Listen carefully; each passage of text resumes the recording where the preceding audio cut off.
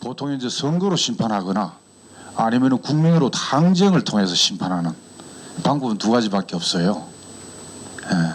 항쟁을 통해서 심판을 하더라도 최종 종결은 선거로 끝나는 수가 있습니다. 자, 그래서 우리가 윤석열 민생 민주 평화를 모조리 가장 빠르게 이렇게 파탄내는 이 정권을 퇴진시키기 위해서 총력전을 펴야 되는데 어떻게 하는 것이 좋을까 고민하면서 오늘 강의를 한번 시작해 보도록 하겠습니다. 지금 이제 임단협이 진행 중이고 작년에 이제 사실 임금 인상이 설령 5% 이렇게 된다 하더라도 물가가 그 정도로 뛰어오르면 실질 임금은 동결이 되는 또는 삭감이 되는 이런 결과를 가져오죠. 그래서 임단2라고 하는 임금 인상과 근로조건 유지 개선 관련한 그런 투쟁이 임단2잖아요. 우리 현장에서 노동자들이 가장 직접적인 이해관계가 얽힌 것이 이제 임단2인데 임단2 얘기하면은 관심은 높습니다. 참여율도 높고. 그런데 아까 얘기했듯이 임금 조금 올려봐야 물가 오르면은 실질 임금 구매력 대비해서 실질 임금면은 동결 내지 삭감이고 거기다가 세금을 때린단 말이죠.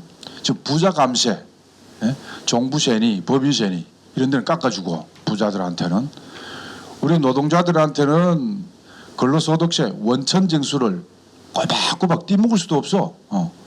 해간단 말이에요.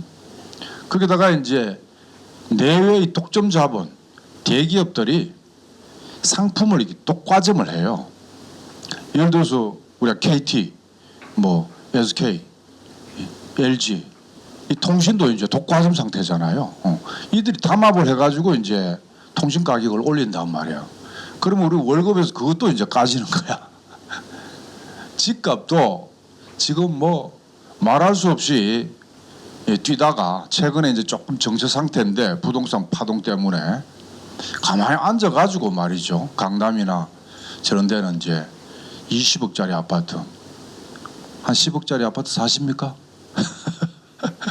가만히 앉아가지고 불로소득으로 떼돈 버는 놈도 있고 쇠 빠지게 일해도 이렇게 현장에서 착취되고 우리가 보통 8시간 일하는데 잔업철학까지 하면은 12시간씩 일할 수도 있는데 보통 계산하면은 한 4시간 우리 월급 받는 건 한 4시간 목만 받는답니다. 나머지는 이른바 이제 잉여 가출이라 그래가지고 이윤율이라 그래서 자본가들한테 가져가는 거예요. 여기에서 이미 우리는 착취를 당하고 있어. 거기다가 아까 세금, 물가 이런 걸 통해서 수탈을 당하고 있고 가격으로 우리가 쪽수 많은 노동자 서민들 이 사람들이야말로 내수를 활성화시키는 주인공들이거든요. 이 사람들한테 월급을 좀 제대로 줘야만이 내수가 활성화되는데 임금 깎은 데에 더해서 독과점을 먹여서 또 임금을 가져가 버리니까 남는 건 뭐였습니까? 굉장히 어렵단 말이에요. 그래서 노동조합을 만들고 임단2에 관심이 굉장히 높지만 이 열심히 이 투쟁만 한다고 해서 노동자가 정말 정치적, 사회적, 경제적 지위를 향상시킬 수가 없다. 그래서 민주노총의 이제 헌장에는 딱 이렇게 나와 있습니다. 정치적, 사회적, 경제적 지위 향상을 위해서 노동 상권만이 아니라 노동자 정치 세력화를 해야 된다고 딱 적시가 되어 있어요. 우리 노동조합법에는 정치적 지위 향상은 빼놓고 있어. 사회적, 경제적 지위 향상 이런 얘기는 들어가는데 정치적 지위 향상은 안 들어갑니다. 그러나 노동자들의 지위 향상을 위해서는 결국 정치적인 입지, 정치적인 힘 이걸 가져야만이 정치 권력을 차지하든지 아니면 분점을 하든지 해서 그 힘으로 정책을 수립을 하고 법제도 정책을 개선해서 노동자들을 더 낫게 이렇게 살 수가 있는데 그래서 임단2만 해서는 안 된다 이런 깨달음이 이제 있죠. 그래서 정치 세력화의 필요성을 더욱더 느끼게 되고 이번에도 보십시오. 그러면 법제도 정책 개선을 하면은 나아지는가? 물론 좀 나아집니다. 그런데 역사적으로 보세요. 비정규직 보호법이라는 것을 2006년도에 통과되었습니다. 노무현 정부하에서 2006년도에는 우리 민주노동당 국회의원이 8명일 때였습니다. 민주노동당 의석과 그 당시 열린우리당 의석을 합치면은 국회 과반수가 넘었습니다. 좋은 법을 마음먹으면 통과시킬 수도 있었는데 이 역대 민주당 정권이라는 것이 한계를 드러내더란 말이에요. 비정규직을 보호한다 그래놓고 2년 이상 되면은 무기계약직으로 전환한다고 했습니다. 2년 이상 계속 사용하면은 무기계약이 되는 거야. 정규직은 아니지만 고용은 안정된단 말이에요. 근데 2년까지 기다려주지를 않아. 업주들이 2년 이내 갈아치워요. 다 잘라버려. 그러니까 비정규직 고용이 더 불안해지는 이런 현실을 우리가 봤죠.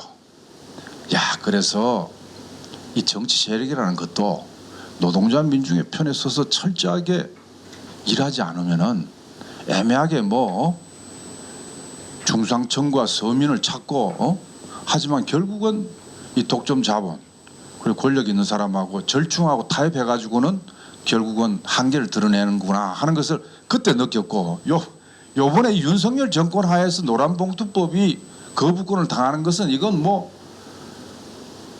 그야말로 극단적인 상황이죠.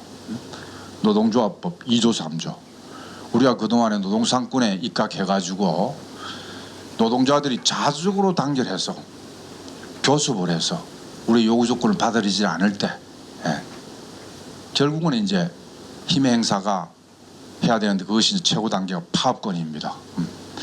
파업을 하면은 옛날에는 무단 탄압을 했어요. 구속시켰습니다. 차라리 구속이 나아요. 아니 감옥 가서 책이나 실컷 읽고 사회과학 공부 열심히 해서 나와서 더 열심히 노동운동하는 경우가 있는데 요즘은 손배 가압류를 때립니다. 손배 가압류를 우리 없이 사는 노동자들한테 10억씩 때리면은 그 가정 전체가 벌벌 떱니다. 집사람이 가만히 있겠어요? 여보 그만해라. 당신 훌륭한 일 하는 거 알겠는데 이렇게 10억씩 몇 억씩 맞고 이거 물려주고 하면서 한다는 게 견딜 수가 없다. 그래서 정신적으로 굉장히 피폐하게 만드는 아주 악질적인 자본가들의 노동 탄압입니다. 이걸 좀 바로잡으려고 이제 오늘 했는데 그것도 이제 거부권 당했고 그리고 지금 우리나라는 원하청 경제입니다. 세계적인 범주에서는 미국을 중심으로 한 제국주의 독점 자본의 하청 경제가 한국 경제고 한국 내에서는 이른바 외자로 불리는 이 제국주의 독점 자본과 국내 재벌이 최고 위에 있고 그 밑에 이제 중견기업, 그 밑에 이제 중소 영세기업 이 사람들이 이제 위기를 닥치면은 자본 축적 위기를 겪으면은 부담을 전가합니다. 단가를 후리치고, 그 다음에 어음 결제를 하고, 그 다음에 기간을 늘리고 3개월짜리를 6개월짜리로 내리고 이런 식으로 부담을 전가하면은 영세 중소기업주들은 자기 살기 위해서 누구한테?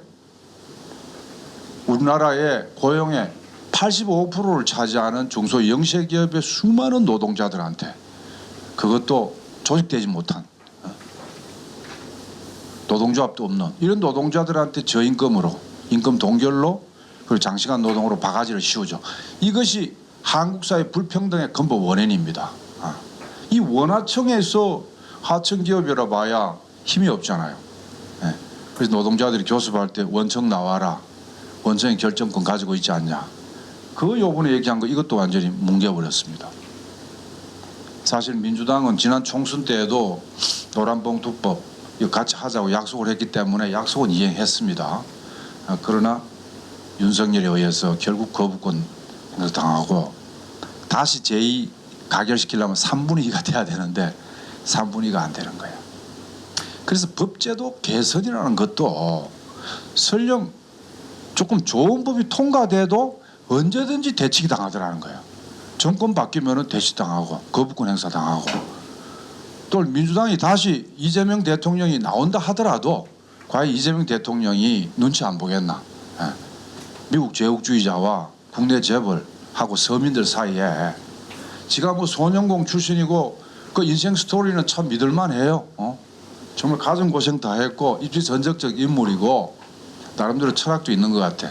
그러고 곤조도 있고 깡다구도 있고 기대가 되는 바가 있는데, 그러나 과연 노동자 민중의 편에 서가지고 과감하게 밀고 갈 수가 있는가? 조금 덜 믿음이 가요.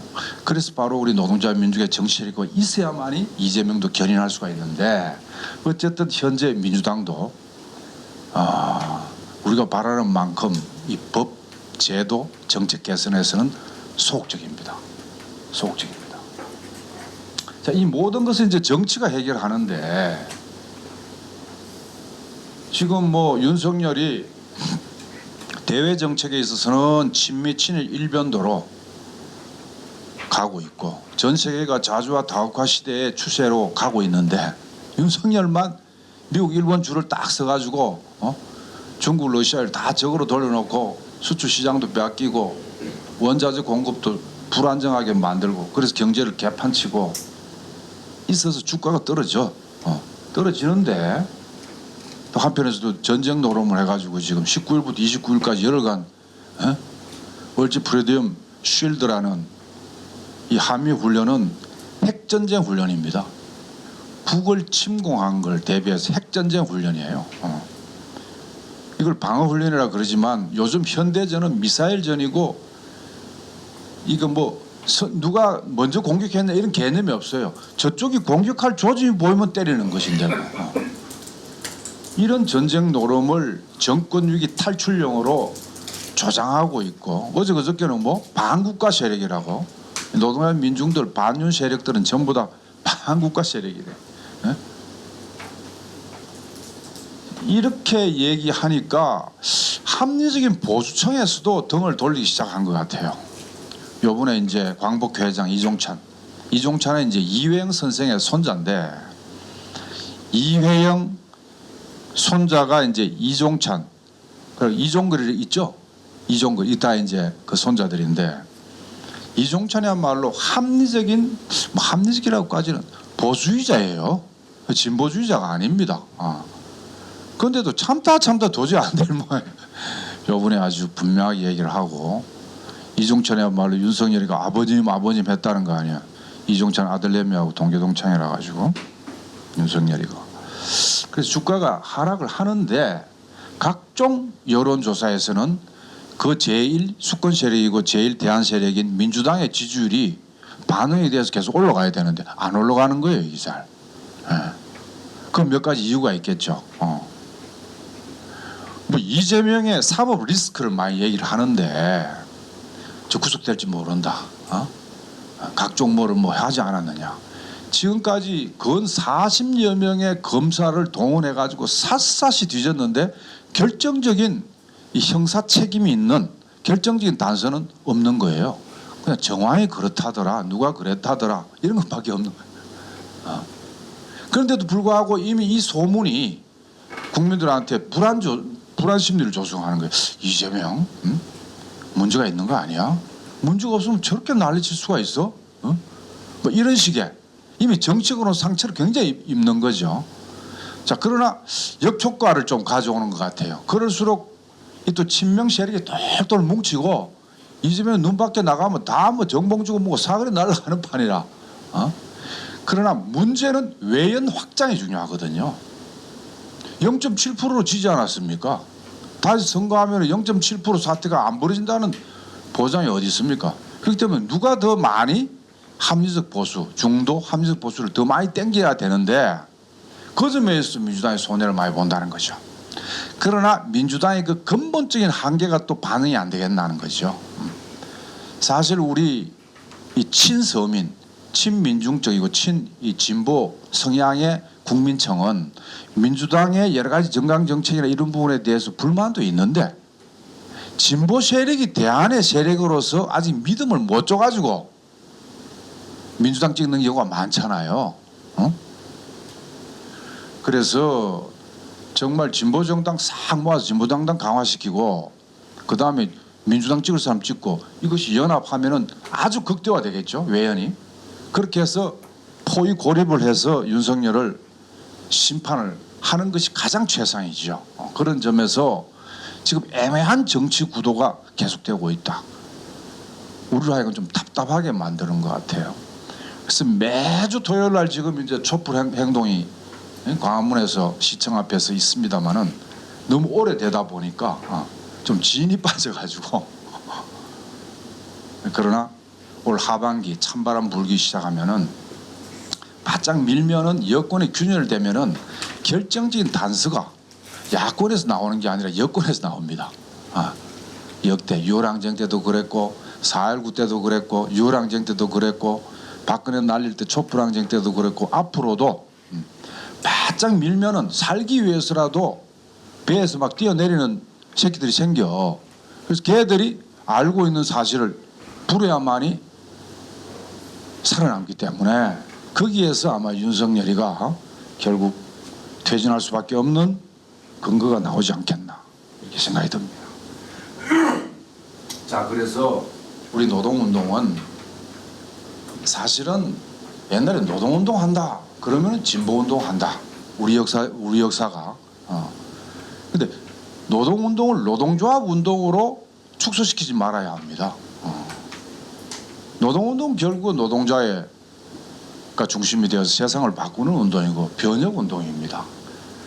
우리가 지금 임단투의 한계를 보고 법제도 정책 개선의 또 한계를 보고 또 정권 바꿔놔도 노동자 민중의 정권이 아닌 한 우리의 힘이 없을 때 결국은 타협하고 배신하더라는 것을 누누이 본 우리로서는 일하는 사람들이 정말 주인 되는 이런 세상을 위해서는 지금 갈수록 지금 어려워진 상황에 있는데 뿌리를 그 근원을 바꾸는 것이 중요하다. 이 근원이 바로 이 땅을 지배하는 외세 미를 중심으로 한 제국주의 세력과 그 앞잡이 세력입니다. 한마디로 말하면 반제 반윤투쟁 없이는 우리의 삶을 개선한다는 게 쉽지가 않다. 이 강에서 미국 안 되는 10가지 이유를 잘 얘기를 하시겠습니다만은 정말 말도 안 되는 전 세계가 남미고 중동이고 유럽이고 심지어 저 아프리카조차도 이제는 미국에서 벗어나야만이 살 수 있다라는 운동이 지금 도대체 벌어지는데 유독 한반도 이 남쪽만 반미고 탈미고 비미고 미국을 비판하는 것조차 금기시당하는 반미 무풍지대에 살고 있는 이 부분에 대해서 우리 노동운동도 정말 반성하고 선배로서 그동안에 뭔가 이게 크게 놓친 것 같다 하는 반성을 요즘 많이 합니다만 그래서 뿌리를 이제 접근하는 뿌리를 향해서 돌진하는 이런 노동운동이 돼야 되겠다 하는 생각이 들고 결국 반제 반윤 투쟁의 성과는 노동자 정치 세력화로 귀결돼야 된다. 우리가 세상을 바꾸는 조직은 3가지가 있어요. 당, 대중조직, 전선 조직이 있습니다. 당과 대중조직과 당과 대중조직이 다 뭉친 연대연합조직 이 3가지가 있습니다. 당은 합법정당이 있고 비합정당이 있습니다. 지금 유월항쟁 이후에 절차적 형식적 민주주의가 진전돼 가지고 공간이 좀 넓어졌죠. 지금은 뭐 비합법적인 무슨 이런 당을 만들 이유는 없습니다. 합법적이고 대중적인 국민에게 늘 다가갈 수 있는 이런 대중정당을 만들고자 민주동당도 만들었고 지금 그 이후 통합진보당, 정의당, 지금 오늘날 진보당, 정의당 이렇게 이제 합법정당을 잘 만드는 것이 중요합니다. 그리고 또 우리 민주노총 진보적인 대한민국에서 최고의 대중조직이 어디입니까?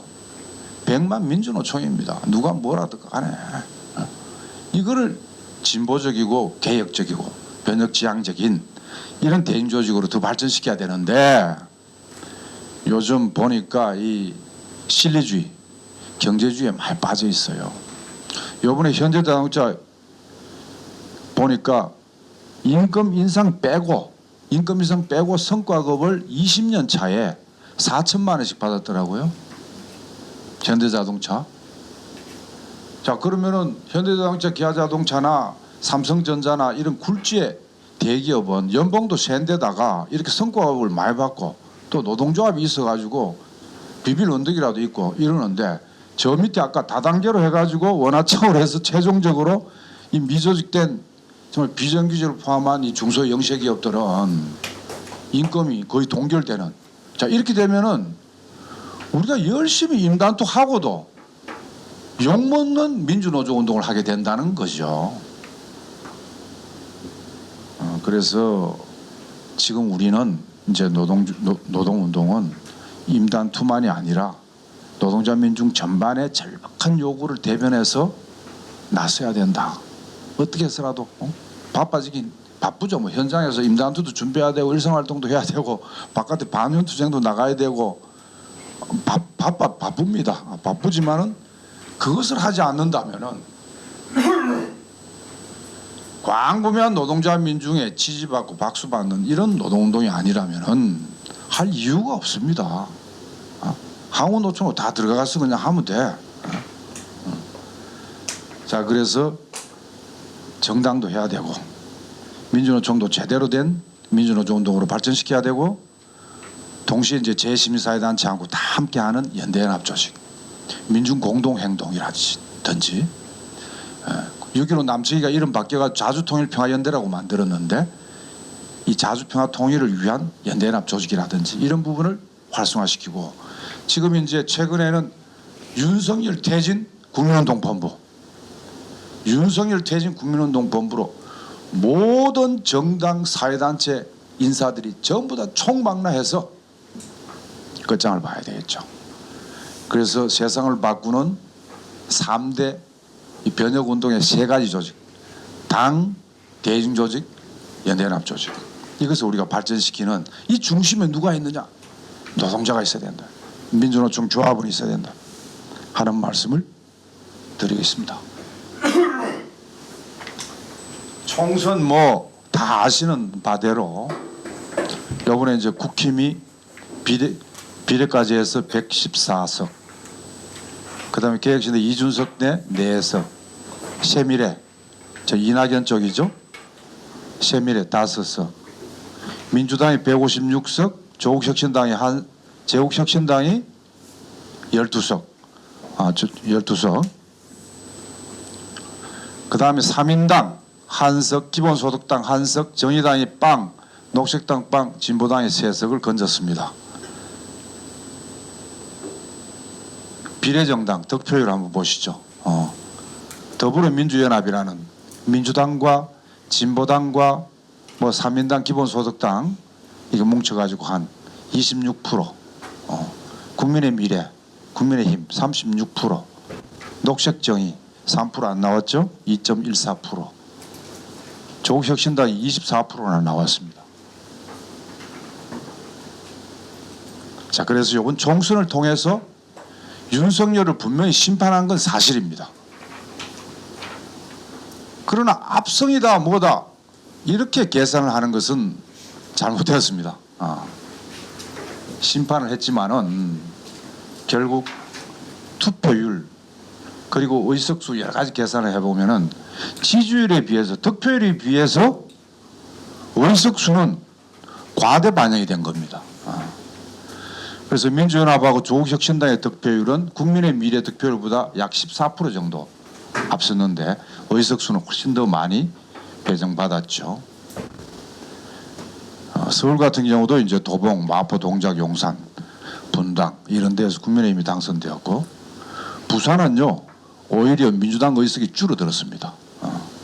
그런데 출마한 사람들이 평균 45%씩 막 득표율을 자랑했지만은 의석에 있어서는 결국 1석 유지하는 데 그쳤죠. 그래서 압승은 아니다 하는 것을 분명히 해야 되고, 그럼 이번 총선은 정책 선거, 비전 선거, 완전히 실종된 선거였습니다. 윤석열 심판 구도가 횡행하면서 고착화되면서 그 아래 무슨 뭐 정책 경쟁이 거의 없었습니다. 거기에다가 민주당의 이 기회주의적인 정책이 있었죠. 국민의힘하고 다를 바 없이 예를 들면 재건축 재개발 인센티브 주겠다, 교통망 많이 강조하고 그렇게 해서 이제 수도권 과밀 집중화 현상을 부추기는 부동산세 인하하겠다고 국민의힘 후보가 아주 비슷한 그런 공약을 내세웠습니다.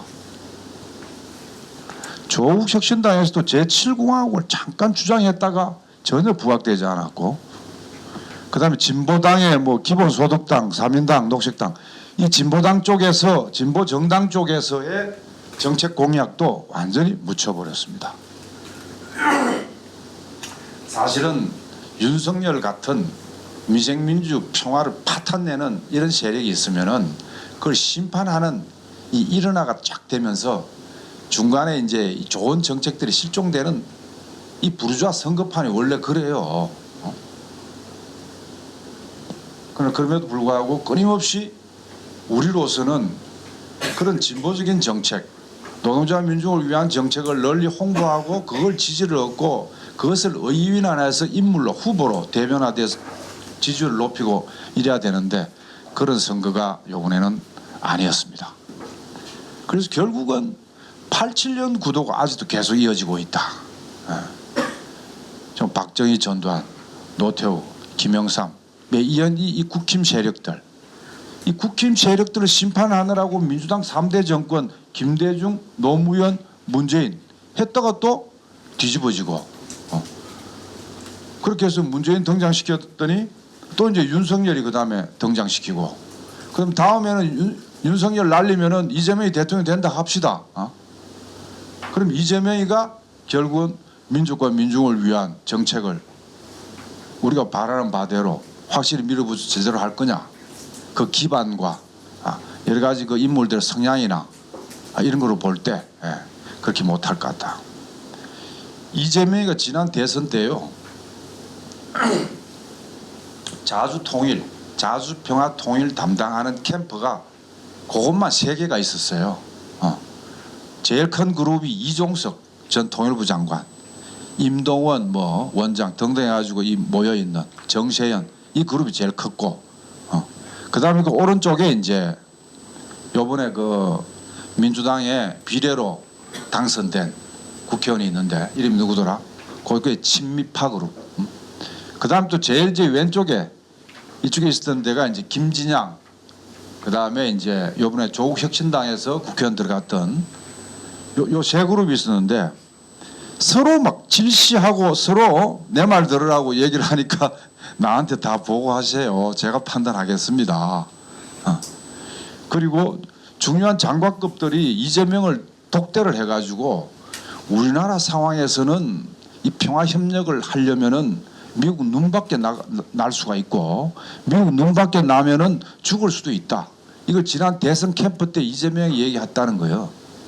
그래서 이재명이 이렇게 얘기했대. 답변을 죽을 각오가 되어 있습니다. 이렇게 답변했다는 거야. 그래가지고 다들 그 한마디에 다 와 이제 확실히 이제 한다 이렇게 생각을 했는데 최근에 제가 누구한테 들으니까 물론 수권 세력으로서 현실적인 역관계라든가 미국에 강화할 만한 간섭과 농간과 그 지배 이것이 그 간단치 않은 문제죠. 간단치 않아. 그건. 그러나 그럼에도 불구하고 미리부터 막 타협하고 기면은 아무것도 되는 게 없는데 그동안에는 그래 왔다는 것이. 그래서 긴 국힘 세력의 긴 집권, 그다음 반짝반짝 몇 차례 한 민주당 집권, 이것이 반복되는 이 87년 구도가 아직도 계속 된다면은 과연 우리 노동자 민중의 지위 향상이라는 것이 어느 천년에 되겠냐 이거죠. 이번에도 사실은 지난 총선에서도 겨우 진보당 3석 이제 건지는 그것도 좀 수모에 가까운 이런 여러 가지 과정들이 있었습니다. 만일에 우리가 지난번에 진보당과 정의당과 녹색당과 노동당이 진보 대연합으로 선 결집을 하고 차이가 있고 무슨 뭐 하고 그 다음에 민주당하고 선거연합을 했으면 그래서 최대한의 지분을 확보하고 했다면은 얼마나 좋았겠나 하는 생각이 드는데 그게 안 되어 가지고 각계 플레이를 하다 보니까 결국 그렇게 됐습니다. 이제 정의당은 완전히 국민의 냉정한 시선 바깥에 갔는데도 단독으로 하면 3%는 넣겠지 하는 아주 잘못된 계산으로 망했고 진보당 새진보는 이 생존형 연합정치. 그러나 결과적으로 난 잘했다고 생각을 합니다. 지금 말 많은데 말 그렇게 해도 안 했다면 어떡할 건데? 이렇게 얘기를 하면 이제 욕 많이 하죠. 이제 맛이 갔니 뭐니 뭐. 자, 하나씩 뜯어봅시다. 지금 이 녹색당과의 이제 선거연합으로 했는데 사실은 선거는 출마를 많이 해야 돼요. 그 출마하는 후보가 지지 기반이 튼튼하면 더 좋죠. 힘을 가집니다. 그러나 17개밖에 후보를 출마를 못 시켰습니다. 여기에서 이미 경쟁력이 떨어지는 거예요. 거기다가 무슨 이 땅은 외세 지배하에 나라잖아요. 분단된 나라고. 자본주의도 이 정상적인 자본주의입니까? 부동산 이렇게 투기가 난무하는 그런 자본주의가 세상에 독일이나 파리나 일본이나 이런데 한국처럼 이렇게 부동산 투기가 이렇게 난무하지를 않습니다. 원하청 불공정 거래도 이렇게 난무하지가 않습니다. 미국 금융 종속돼 가지고 미국 금리 따라서 출렁이는 요번에도 일본이 예를 들어서 요번에 이제 금융 파동이 주가가 무려 뭐 수십조 원이 날아가 버렸습니다. 이 개미 같은 경우는 완전히 손해 보고도 지금 얘기하는데 이런 현상이 미국은 금리가 높아요. 일본은 금리가 낮아. 그러면 일본에서 대출을 왕창 받아가지고 미국의 자산을 사는 겁니다. 이런 투기 노름을 해요. 이 과정에서 이제 금융 불안을 요번에 가져와가지고 금융시장을 굉장히 교란시켰는데 이런 일이 한 번 더 생기면은 우리 한국 경제에 금융 위기가 올 수가 있는데 이런 식의 미국에 완전히 금융 종속돼 있지. 그다음 산업 공동화 현상이 있지. 이러면은 정말 이 외세 문제에 대해서 미국, 일본을 중심으로 한 제국주의에 대해서 인식을 해야 됩니다. 그리고 사회 불평등이 이만큼 심화되어 있고 10대 90이 아니라 이제 1대 99라고 하는 이 계급 문제, 계급 계층의 문제를 도외시할 수가 있습니까? 거기에다가 이제 기후 생태 위기 문제 이런 것들이 주된 진보 정치, 노동 정치의 3대 핵심 의제거든요. 그 밖에 많죠. 성평등 문제라든지 뭐 여러 가지 문제가 많지만 그러나 어쨌든 약간 억울한 측면이 있을지 모르겠으나 정의당은 어쨌든 성평등 문제를 부각시켰습니다. 페미니즘 당이 된 거예요. 페미니즘 정당이. 그러니까 우리 기층민중으로 볼 때 좀 뭐 하는 거야? 이렇게 안 비쳤겠습니까? 그러니까 활동 당원이 좀 취약했고 활동 당원이 취하다 보니까 이제 동네 일상적인 당 활동이 없는 거예요.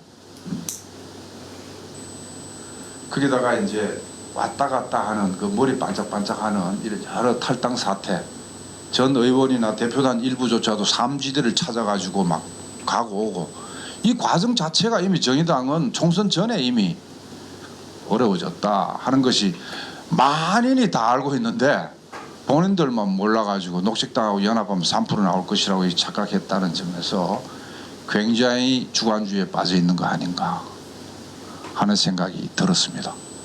그리고 제가 이제 전국 비상시국회의 시민정치위원회가 중심이 되어가지고 진보정치통합 원탁회의를 이제 추진을 했습니다. 이 진보 사당부터 먼저 모이자고 일일이 방문하면서 설득하고 했는데 정의당은 이제 우리가 이름 바꿔서 플랫폼 정당 만들 때니까 이쪽에 좀 돌아서 했으면 좋겠다. 그 진보당이나 노동당이 들어가려고 그럽니까? 같은 당이고 존심이 있는데. 그래서 진보당은 이제 민주노총하고 시민사회가 중심이 된 플랫폼을 만들면은 동등한 자격으로 참여하자. 이렇게 주장을 하고 있고. 그렇게 해서 결국 그것이 뻐그러지면서 결국은 진보 대연합은 안 됐죠. 그리고 노동당에 대해서도 노동당은 사실은 이제 정의당 그쪽 함께 하고 싶었거든요. 근데 녹색당은 2번을 딱 주는데 노동당에 대해서는 3번 준다 4번 준다 얘기를 안 하는 거야. 그러면 안 되지. 노동당이 아무리 노동당을 우대해야죠. 그래서 노동당도 결국 안 들어가 버리고 그래서 진보대연합은 안 되었습니다. 자, 민주당 이중대 이 회피 문제 말이에요. 민주당 이중대라고 들으면 기분 더럽습니다. 사실은. 민주노동당 때도 항상 민주당 이중대 될까 봐 걱정하는 사람이 있는데 그래서 진보정당은 그만큼 이 정치 전략과 전술을 구사하는 게 어렵습니다. 자기의 독자성을 분명히 견제하면서도 잘하는 건 잘했다 못한 건 못했다고 하지만 전략적으로는 제국주의 앞잡이 노동자의 가장 큰 적인 이 자본가 이 재벌의 이 대변자인 국힘을 더 많이 때려야 돼요. 전략적으로는. 그럼 필요에 따라서 민주당하고 일면 연대 일면 투쟁을 해야 되거든요. 항상 기계진 양비론이야. 5번 때리면 5번 때리고 이렇게 정치가 조성됩니까? 안 되잖아요. 때로는 반국힘 연합전선하는 과정에서 민주당이 이중대 욕을 먹을 수 있어요. 욕 먹는 게 그렇게 겁나나?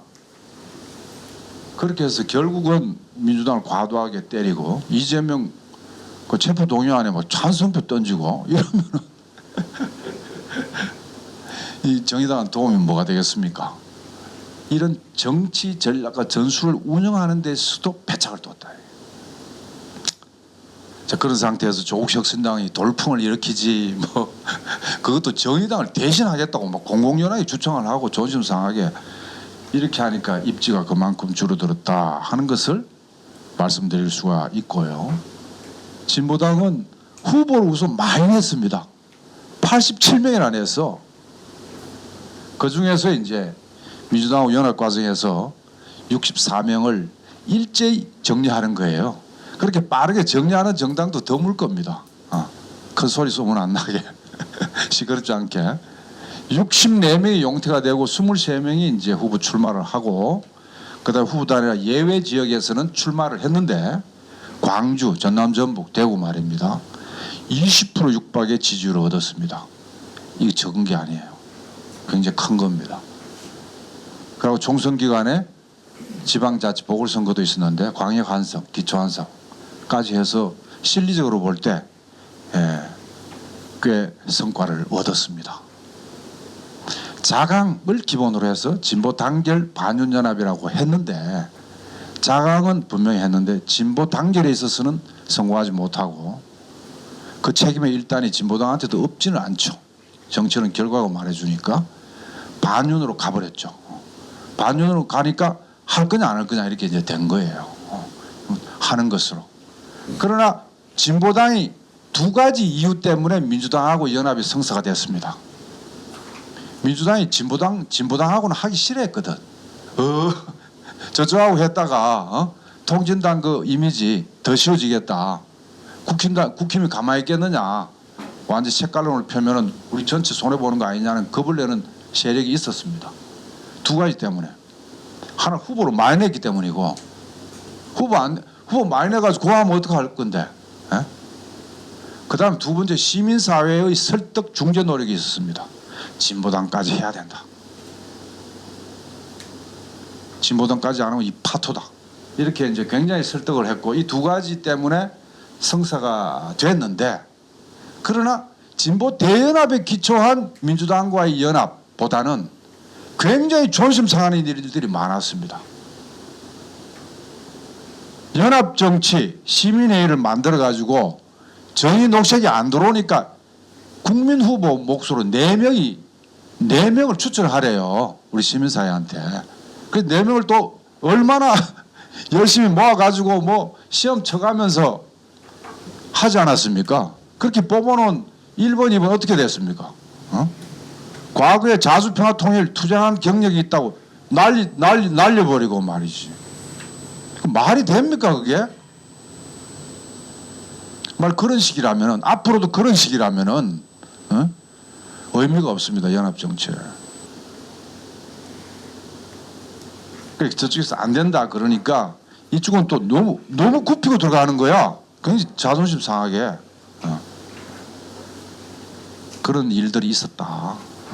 그러나 할 거냐 안 할 거냐라고 냉정한 힘의 역관계에서 벌어지는 이 상황에서 할 거냐 안 할 거냐 할 수밖에 없었던 이런 상황이었다 하는 말씀을 드리고요. 자, 그래서 어쨌든 이 박빙 지역에서 진보당 후보가 완주가 당락을 좌우했기 때문에 윤석열 심판에 기여했다. 예, 민주당 당선에도 일조했다. 그러나 또 한편 보면은 민주당하고 선거연합 없었으면 당선됐냐 이거야. 진보당 후보들이 한 명도 당선되지 못했습니다. 3% 안 나왔습니다. 그러면 진보 정당의 의원들은 하나도 없는 거야. 자, 그렇기 때문에 이 자립적 정치 세력으로서는 아직 부족하다는 것을 솔직히 인정할 수밖에 없는 이런 상황이었다는 것이고, 노동당, 녹색당, 노동당은 전국 현대중공업이 있는 울산 동구에서 유일하게 이제 지역 출마를 했습니다. 민주당하고의 후보 단일화도 거부하고, 단일화했더라도 민주당 후보보다 지지율이 더 높지가 않았습니다. 그럼 양보할 거 뭐 단일화 하겠어요? 그런 아주 애매한 위치에 있었다는 것이고, 독자 완주했죠. 당연히 떨어졌고, 그리고 노동당은 사회주의를 기치를 들고 사회주의 정책 의제를 표방하는 합법적인 대한민국의 유일한 정당입니다.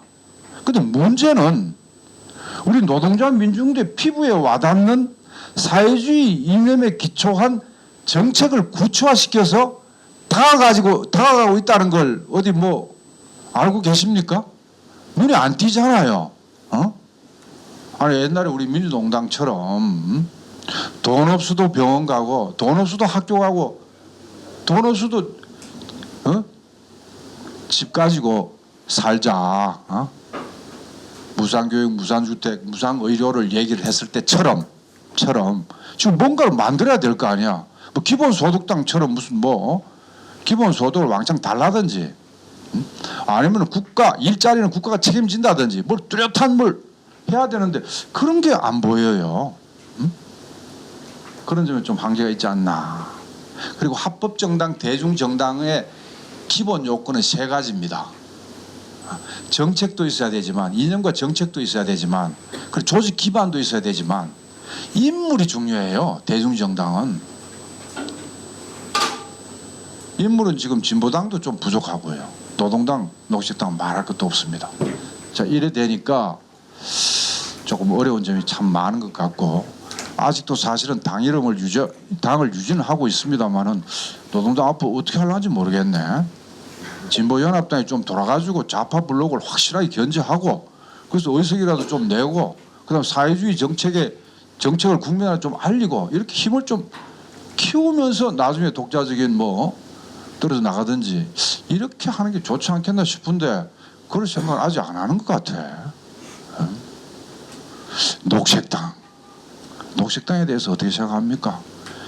요즘처럼 기후위기가 심각하고 에너지 생태, 복합위기 22년 만에 지금 뭐 가장 뜨거운 여름이 길어지고 있는 이 시기에 정말 녹색당이 잘만 하면 좋겠는데, 그런데 녹색 유일 가치를 위해서 모든 것을 좀 하순위로 돌리는 것 같아요. 민족 문제고 계급 문제고 뭐 불평등이고 뭐가 안에 오직 녹색을 위주로 하는 것 같아요. 이거는 사실은 한국의 녹색당만이 아니라 독일 녹색당도 그렇습니다. 독일 녹색당이 독일 사민당하고 연정을 하고 있거든요. 연합정권 집권당이에요. 그런데 미국의 침략 정책에 동조하는 녹색당입니다. 나토의 중심국이 미국 빼고는 독일이거든요. 독일의 주한미군 이게 미군이 5만 명이나 주둔하고 있어요.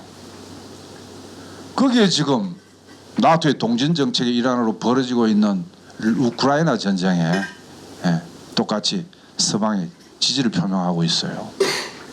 그래가지고 지금 독일 사민당, 녹색당이 궁지에 몰리고 있습니다. 오히려 독일도 그렇고 프랑스도 그렇고 이탈리아도 그렇고 우파, 우리가 거구라고 얘기하는데 거구라고 얘기하기에는 좀 민족주의 세력이 늘어나고 있어요. 미국 없이 단독 독자적으로 가자. 미국이 벌어놓은 중동 이 전쟁에 난민들이 지중해를 건너가지고 유럽으로 오면서 이제 일자리도 이제 수급에 문제가 생기고 가끔 사회 문제도 생기니까 그걸 고려로 해서 선거 때 치고 나간 것이 이른바 지금 유럽 일대의 우파들의 득세의 원인이거든요. 녹색당 뭐냐 이게 녹색당. 녹색 좋다. 모든 정당이 다 녹색 찾거든요. 그렇기 때문에 민족 문제와 계급 문제와 이 녹색 가치, 생태 가치 이걸 잘 결합시키되 녹색을 조금 앞세우는 이런 것으로 하면 얼마든지 얼마나 좋겠냐 말이지. 그런데 녹색당 하는 분들의 이 많은 분들이 반복적이고 그 다음에 중국과 러시아와 미일 간의 양비론적이고 이런 경우가 참 많습니다. 세상은 그렇게 하나의 가치만으로 일도양단으로 평가되고 되는 건 아니거든요. 복합되어 있고 먼저 어떻게 처리해야 될 게 있고 이런데 그래서 지금 요번에 이런 거예요. 민주당이 개발한다 이거야. 민주당도 자연을 훼손해서 개발을 하고 케이블카를 설치하자 그러고 수도권 과밀하고 교통망 확충하는데 한다 이거야. 국힘하고 뭐가 차이가 있냐. 딱 요 한 기준으로 가지고 저는 민주당하고 연합은 절대 반대다 해가지고 녹색당하고 일부 정의당 세력이 반대해가지고 최종적으로 정의녹색이 민주당하고 연합의 동참을 부결시켰습니다. 그 찬성이 사실은 처음에는 과반수가 넘었어요. 정의당 과반수가 넘었습니다. 근데 녹색당하고 연합하니까 과반수가 안 되니까 최종은 만장일치로 거부하는 걸로 했지만 녹색당이 상당히 이 연합 정치를 실현하는 데 있어서 방해 역할을 했다. 팩트입니다. 제가 지어낸 얘기는 아니고 조국혁신당, 기본소득당, 사회민주당 조국혁신당 막 3년이 너무 길다 막 차압부라 막 해가지고 조국이 제가 잘 아는 사람인데 옛날에 저렇게 안 하더니 요즘 악심을 묻고 아주 정치를 시작한 이후에 잘하더라고요. 이 전술 운영을 굉장히 잘 하던데 어쨌든 24% 12석 얻었습니다. 그리고 더 빠르게 강하게 그렇게 해서 민주당을 견인한다 그랬는데 견인이 잘 안 되는 것 같아요. 지금까지는. 그러고 교섭단체를 10명 미만으로 하겠다고 총선 전에 분명히 약속을 했는데 지금 완전히 삥땅이 치고 지금 없는 일처럼 이렇게 되고 있습니다. 조기 종식을 얘기를 하고 탄핵이 어려우면은 헌법 개정해서 물러나게 하자 이런 얘기를 하고 있습니다만은 그리고 사회권 선진국 이 좋은 말입니다. 그런데 이런 말들이 이제 운동으로 국민과 더불어 지속적으로 해나가야 되는데 윤석열 이후의 대안으로 해나가야 되는데 총선 지나니까 조국혁신당의 존재감이 좀 없는 것 같죠. 기본소득당 무슨 사민당 말할 것도 없고 기본소득당도 누굽니까? 그 용해인 대표를 비롯해서 총선 전에 얼마나 잘했다고 소문 났었죠. 근데 총선 지나고 나니까 이거 뭐 조금 존재감이 약화되는 것 같습니다. 앞으로 과연 기본소득당과 사민당과 조국혁신당이 연합당으로 갈 것인가 개혁연합당으로 갈 것인가가 지금 물밑에서 지금 노력 중인 것 같아요. 말은 안 하는데 근데 쉽지가 않을 거예요. 조국혁신당이 사민주의 노선을 표방할 것인가. 그리고 기본소득당은 기본소득이라는 이 주된 의제를 동의하면은 연합하겠다고 얘기합니다. 총선 전에 제가 만나보니까. 그런데 기본소득에 대해서는 찬반 아직은 논쟁 지점이 많거든요. 기본소득이라는 게 그렇습니다. 한 달에 한 200만 원씩 일을 하나 안 하나 그냥 주자는 거예요. 일을 하나 안 하나 그냥 주자. 여기에 이제 동의하는 사람이 있습니다. 앞으로 이제 기술 발전이나 이런 걸 통해서 생산력은 굉장히 높아진다. 그것만 가지고 나눠 가지면 다 먹고 살 수가 있다. 그런데 이 자본주의 체제, 특히 천민, 우리 한국 같은 이런 자본주의는 다 이제 실업으로 방출된단 말이에요. 그거 어떻게 할 거냐? 기본소득을 줘가지고 묵히 살게 하고 이렇게 해서 이제 사회를 운영하는 것이 좋다고 얘기를 하는데 반대도 굉장하죠. 사회주의도 사실은 이 배급제라는 사회주의에서 배급제 한다고 들어봤죠. 그 배급제가 기본소득입니다. 최소한의 일 하나 최소한의 무게 살려주는 게 사회주의입니다. 그러나 그 액수가 많지가 않아요. 일하지 않는 사람은 먹지도 마라. 이게 사회주의입니다. 그러니까 일을 해야 돼, 사회주의는. 일을 해도 일한 만큼 받지 않는 것이 이 현실입니다. 이 자본주의 체제고 일한 만큼 받는 것이 사회주의예요. 근데 이제 공산주의로 가면은 이른바 이제 공산주의라고 하는 높은 사회주의는 이제 능력에 따라서 일하는 거예요. 어떤 사람은 8시간, 어떤 사람은 3시간 일해도 필요한 만큼 가져가는 거예요. 생활은 다 똑같이 해. 예. 이게 이제 높은 단계의 이제 사회주의. 우리가 지향해 나가야 할 사회주의죠. 사실 우리 아들이 프로그램 개발자예요. 개발자. 이 앞으로 이제 기술 발전이 골 때리는데 AI 활용하고 이제 ICT 청년 노동자들이 많잖아요. 지금 가상 디지털이나 뭐 수도권 일대 다 많은데 하나의 공단의 빌딩 안에 수많은 노동자들이 있는데 하루에 10시간을 고민해도 실적이 안 나와. 딱 10분 만에 실적이 나오는 경우가 있어요. 그런데 기업 분위기는 어떠냐? 이 자본주의 기업 문화는 10분 안에 실적 내는 사람을 굉장히 우대를 하고 10시간 고민해서 실적 못 내는 사람을 무시하는 거예요. 이게 지식정보화 시대의 이 IT 산업 시대의 노동자들이 현실이 될 겁니다. 그러면 노동은 정신노동, 유체노동 포함해서 10시간, 12시간 더 길게 하지. 집에 가서도 고민해야 되고. 그 사람들 안 삽니까? 실적을 안 냈으니까 월급 적게 줘야 돼? 자, 그래서 앞으로는 이제 일한 만큼 다 줘야 되고 또 일은 자동적으로 하더라도 생활은 높은 수준의 물질 문화 생활을 할 수 있도록 해주도록 만드는 세상으로 나가야 돼. 그런 점에서 이제 기본소득당의 기본 취지는 이해가 가는데 그 단계를 잘 밟아야 됩니다. 사회주의도요 경쟁을 많이 도입을 합니다. 단 개별 경쟁은 절대 안 하죠. 개인주의 이기심을 조장하고 그건 자본주의의 기본 사상이거든요. 개인주의 이기주의는 협동정신, 단결, 서로 도와주고 이런 것을 위주로 하면서도 집단 간에는 경쟁시켜가지고 생산력을 높입니다.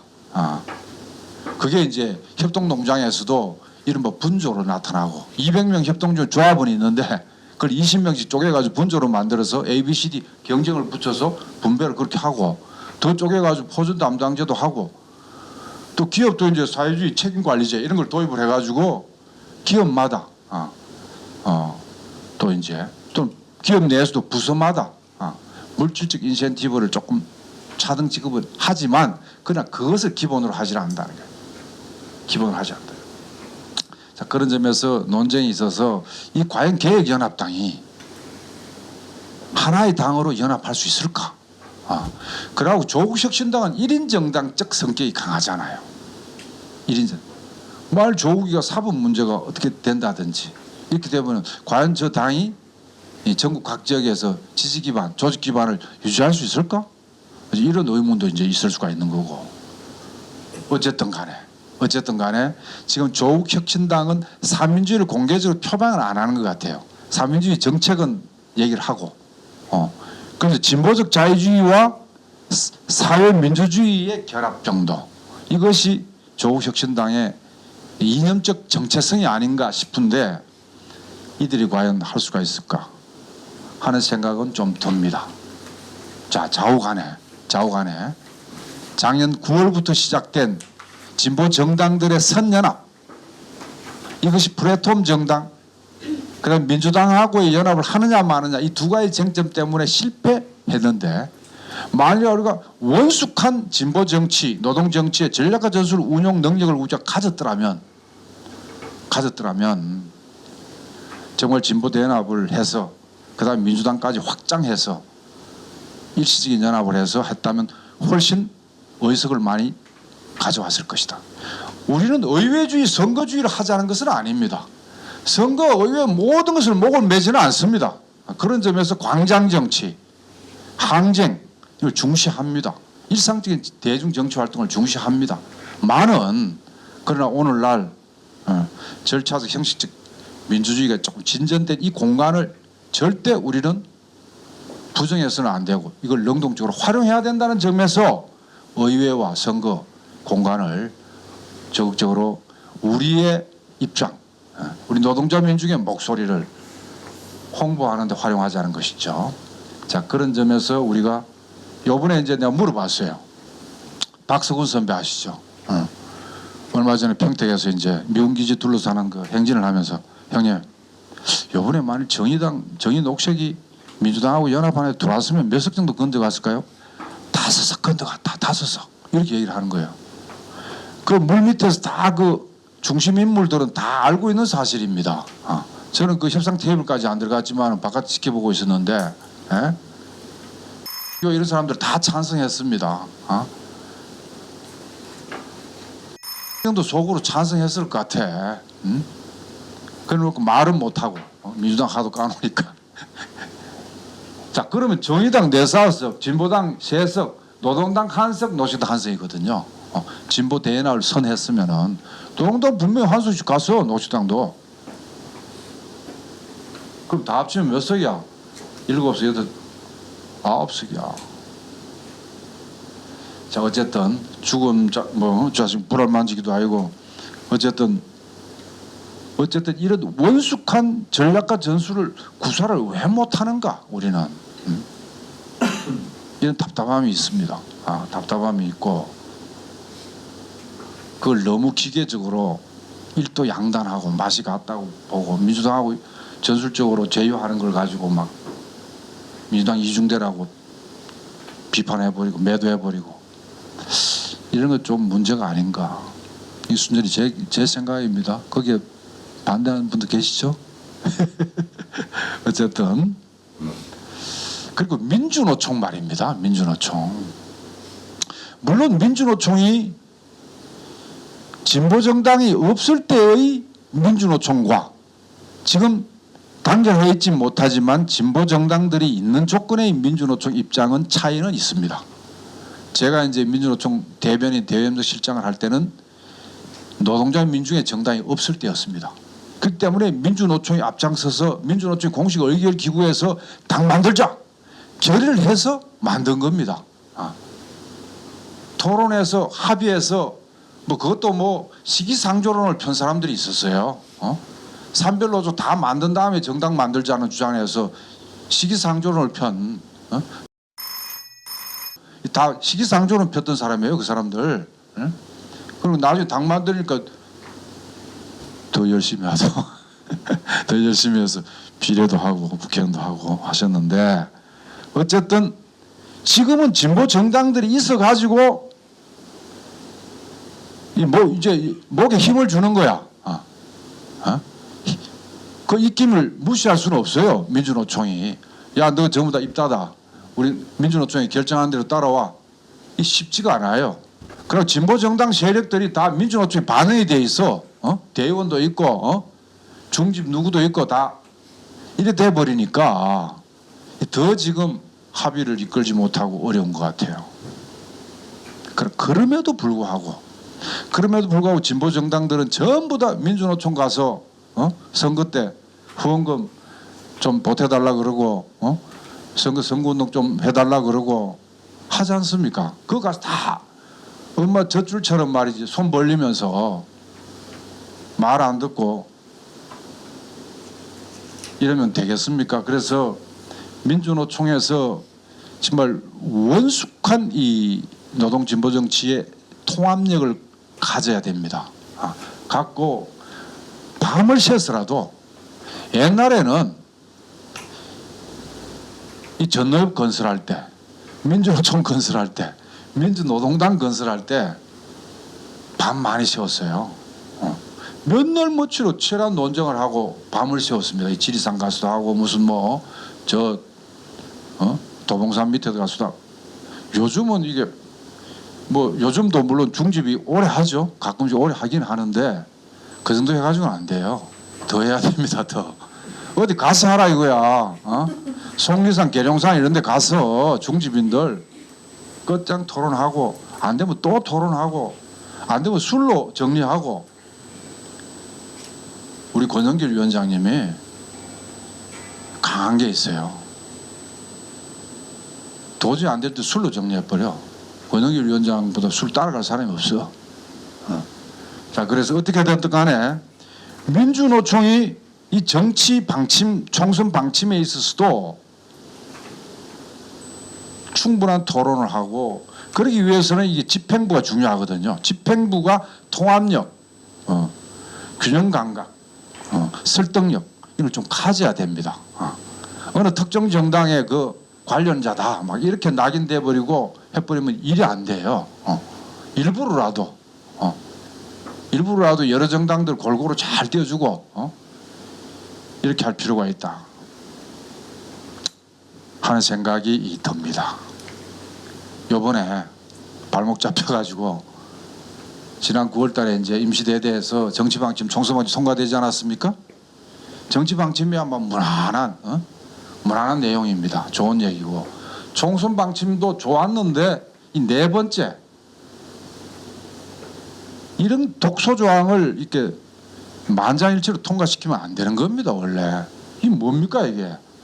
친자본 보수양당 지지를 위한 조직적 결정은 물론이고 전현직 간부의 지위를 이용한 친자본 보수양당을 지지하는 행위를 금지한다. 이게 딱 이 국힘하고 민주당을 친자본 보수양당이라고 완전히 이렇게 딱 매도해놓고, 그리고 우리 진보 대연합만 하면은 너희 당선될 것 같으면은 모르겠지만은 그러지도 못하면서 전술적으로 충분히 일시적으로 제휴 연대할 수 있는데 이렇게 해놓는 것 자체도 문제고, 더 나아가서 요번에는 민주당하고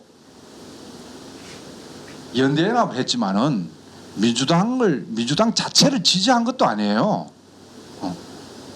민주당도 나오고 그 다음에 진보당, 기본소득당, 새진보연합 정당이 몇 개, 4개 다 시민사회하고 같이 해가지고 연합정치를 하지 않았습니까? 그렇게 해서 만든 것이 민주연합이에요. 이름도요, 더불어 이거 빼자. 민주진보연합이라고 하자고 얼마나 설득했는데 통하지를 않더라고. 민주당이 들어주질 않아, 이 자식들이. 거기도 앞에 더불어라고 붙이재. 그래야만이 민주당인 줄 알고 저 표가 많이 온다 이거야. 현실적으로 계산을 한 거죠. 우리는 그 더불어 빼라. 그러면 이거는 민주당이 위성정당하고 되니까 이미지 되니까 이게 무슨 연합정당이냐 이렇게 주장을 해봤습니다만은 힘이 있나? 결국 안 돼가지고 이름도 더불어민주연합, 결국 준위성정당으로 돼버린 거예요. 이미지는. 기분 더럽지, 진보 쪽에서 볼 때는. 자, 그랬는데 그럼에도 불구하고 민주당 자체는 아니거든. 아까 그 총선 방침 사항에 비추어 보더라도 자, 그거는 민주당 자체가 아니다, 이런 의견이, 이런 해석이 있고 그렇지 않다. 그야말로 그는 위성정당이고 민주당 자체나 다름없고 더군다나 민주노총 전현직 간부가 그 민주연합 이름으로 당선 대선이 징계를 해야 된다. 전종덕 징계해야 되고 뭐 누구누구 해야 된다. 이런 식으로 지금 이제 중집위에서 지금 벌써 몇 차례 지금 올려가지고 계속 논쟁 중이죠. 7월 달에도 해결 못하고 8월 달에는 중집했습니까? 한 걸로 알고 있어요. 자, 그래서 이 문제를 빨리 어떻게 털어버리고 다시 한번 해보자 하는 이런 분위기를 조성해야 되는데 이러기 위해서 안팎에 많은 노력이 있어야 될 것 같습니다. 자, 그래서 몇 가지 노동 진보 정치의 이 전략과 전술 개념에 대해서 우리가 꼭 이해할 필요가 있습니다. 옛날에는 비판적 지지라는 흐름이 있었습니다. 87년 6월 항쟁과 7.9월 노동자 대투쟁 이후에 그해 12월 달에 대선이 있지 않았습니까? 이럴 때 김대중 찍자 하는 쪽은 비판적 지지 그룹이었습니다. 비지 그룹. 그다음에 후보 단일화하자 이쪽은 사실은 김영삼이로 후보 단일화하고 그다음에 뭐 김대중한테 넘기든지 김영삼 찍자 하는 건 사실 후보 단일화 쪽이었어요. 그럼 백규환 선생이 이제 출마를 했습니다. 독자 후보 지지파. 이 세 쪽이 제야 진보 세력이 쫙 갈라진 거야. 여기서 가장 진보적인 쪽은 백규환 이쪽. 이게 나중에는 민중의 당, 민중당 이렇게 이제 발전되는 흐름이었습니다만은 그것도 민주노총이라는 최대 이 노동자 민중의 이 대인 조직의 조직적 지지 결의가 없이 한 것이 실패였거든요. 그래서 백규환 선생님 그때 이념적으로 굉장히 선진적이었죠. 그때 저희들은 이제 시기상조론을 폈습니다. 이 지금 노동조합, 자주이고 민주적인 노동조합이 정조직을 터뜨리 만들고 거기서 결의를 해서 해야만이 이게 지속 가능하고 뿌리를 가질 수 있지. 그렇지 않고 몇몇 해가지고는 안 된다. 그래가지고 어떻게 됐습니까? 92년도에 민중당으로 교섭당 2%가 안 나왔어. 안 나오니까 어디로 갔어요? 신한국당으로 갔어. 간 놈들이 누구야? 김문수, 이재호, 장기표 이런 사람들이 들어간 거 아니에요. 김문수는 지금 어떻게 됐어요? 지금 완전히 거구 노름을 하고 노동부 장관까지 해가지고 지금 얼마나 개판질지 모르겠네. 자, 그런 것이 역사적으로 판명이 됐기 때문에 민주노총의 결의가 중요하다. 대인조직 합의가 중요하다고 했는데 그때는 비판적 지지 이게 민주당 찍자 민주당을 비판적으로 하면서 제야 인사가 들어가서 수혈을 하고 하자고 그래가지고 평민은 이해찬 평민은 민현 저 이부영 선생 신민현 저기 누구야 그다음에 통일시대 김건태 선배 등등 해가지고 쭉 들어갔는데 어떻게 됐어? 들어가자마자 녹아버리는 거야. 블록도 형성을 못해. 블록을 형성해서 나중에 떨어져 나오더라도 수 털리면 떨어져 나와서 진보정당 하면 좋은데 돈이 있나 지지 기반이 있나 전부 다 김대중 줄 서가지고 건너가 뭐 해가지고 줄 서가지고 돈 받고 하더라고.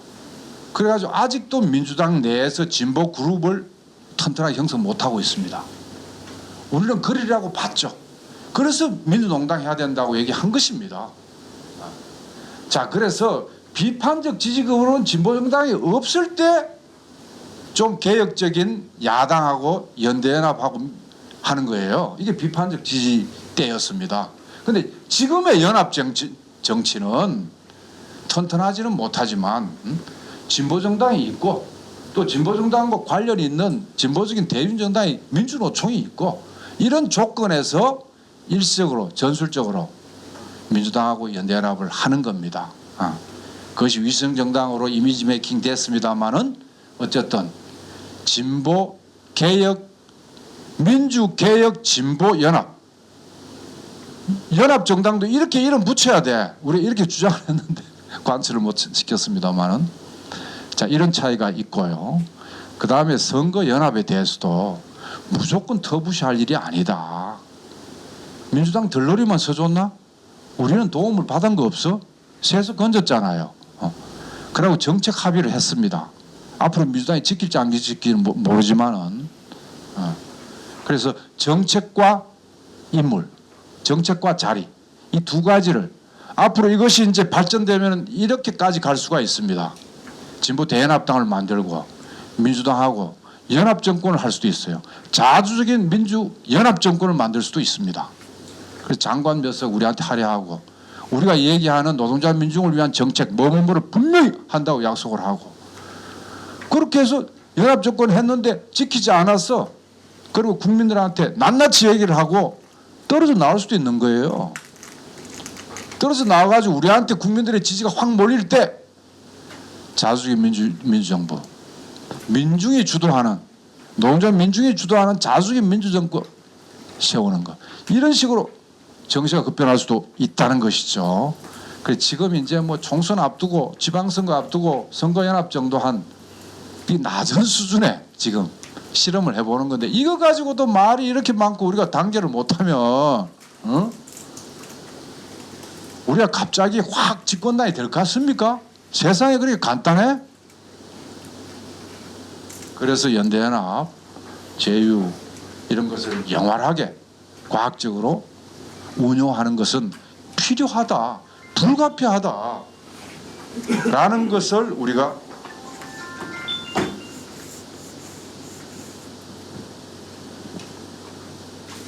인정을 해야 된다고 이 연사 소리 높여 외치는 바입니다. 동지들 중에서는 동의 안 되는 사람도 있을 거예요. 자, 그리고 요번에 시민사회에서 움직임이 조금 특징적인 것이 있었습니다. 요거 좀 중요해서 말씀을 드리면은 이제 연동형 비례대표제, 이것이 완전한 연동형 비례대표제가 하면은 좋죠. 독일이 그렇습니다. 독일이 예를 들어 300명이다. 그럼 지역구 150명 뽑고 나머지 150명을 비례로 뽑습니다. 비례는 정당 지지율이 100% 반영이 됩니다. 좋죠? 제도는 예를 들어서 우리가 진보당이 제가 아까 보니까 1.7% 정도 나오던데 어제 그저께 앙케이트 조사에서 5% 나왔다. 5% 150명 중에 5%를 그냥 지역구에서 다 떨어져도 비례로 보존해 줘야 되는 것이 완전한 연동형 비례대표제입니다. 근데 지금은 우리가 이 지금 300명 중에